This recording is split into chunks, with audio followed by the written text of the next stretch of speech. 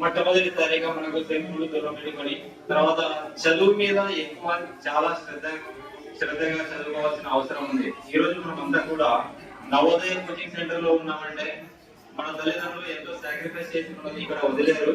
So ఆ విషయాన్ని మనం గుర్తు చేసుకోవాలి. ఈ రోజు పోయిన రోజు మనం అంటే ఈ రోజు పోతే కార్యక్రమాలకి భారత మాతాకే ధ్రువం తలపెట్టి జీవోత్సవాలు ఇక్కడ నిల్చొని ఇదంతా వేడుకలు చూస్తున్నావు, నవ్వుతున్నారు కదరా దేశమాత. నేనేమి చేయలేనా? ఈ కలంకం నీకా లేదా నాకా? రే ఎల్లప్ప, స్నేహబంధం అడ్డు పెట్టుకొని వెన్ను పోటు పొడిచి నన్ను బంధించి ఈ తెల్ల కుక్కల దగ్గర నిలబెట్టావు కదా, క్షమాపణ చెప్పు అని అడుగుతున్నాడే. ఈ మాట వింటే నా రక్తం ఆగటుండేది. నా సంఖ్యలు తెంపితే నీ తల నీ మొండం మీద ఉండదు. నా ప్రాణం పోతుంది, క్షమాపణ చెప్పు అంటున్నారే. నా ప్రాణం పోతుంది, క్షమాపణ చెప్పు అంటున్నారే.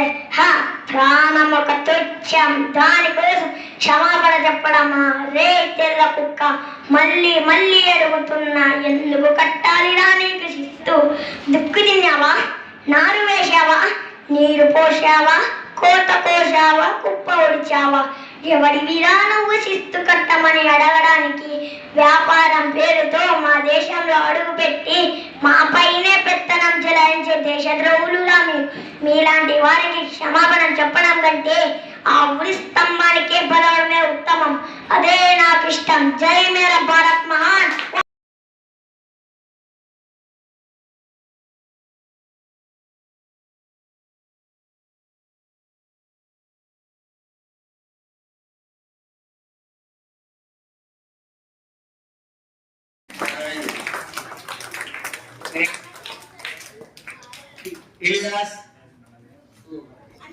గిఫ్ట్ అవి ఇచ్చేసేయండి.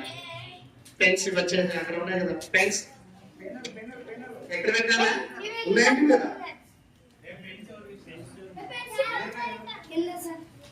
మీకు కదా ఎవరికి ఇచ్చింది? నేను ఉదయ్ ఎవరికి ఇచ్చింది?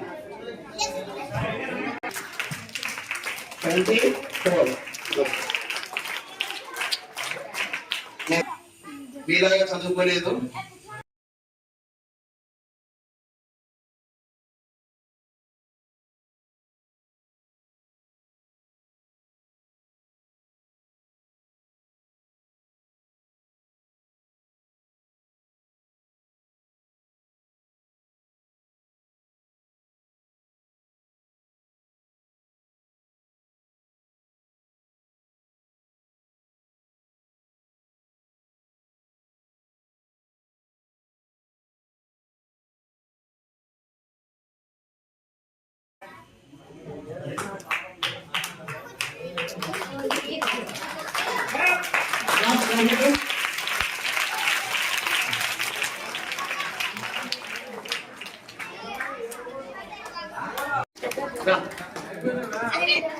అరవింద్